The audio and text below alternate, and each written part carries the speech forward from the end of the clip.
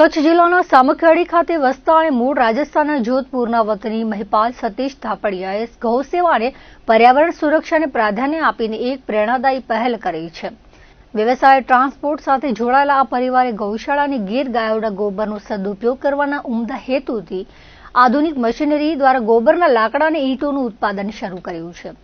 એસજીટી enterprise દ્વારા નિર્મિત આ ગોબર લોગની સૌથી મોટી વિશેષતા એ છે કે તેમાં પાણીને બદલે ગૌમૂત્રનો ઉપયોગ કરવામાં આવે છે, જેના કારણે તેની પવિત્રતા અને ગુણવત્તા બંને જળવાઈ રહી છે।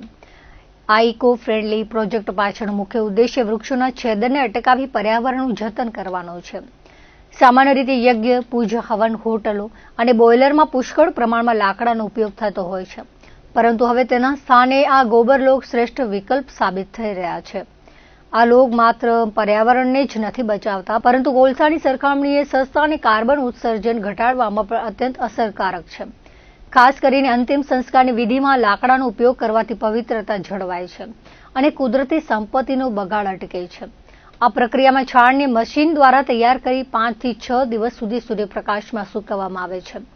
આ પ્રોજેક્ટ દ્વારા તેઓ માત્ર ઉત્પાદન જ નથી કરી રહ્યા, પરંતુ અન્ય પશુપાલકો પાસેથી છાણ અને ગૌમૂત્ર ખરીદીને તેમને આર્થિક મદદ પણ પૂરી પાડી રહ્યા છે, જે જમીન અને ખેતી માટે ઓર્ગેનિક ખાતર તરીકે પણ ઉપયોગી છે।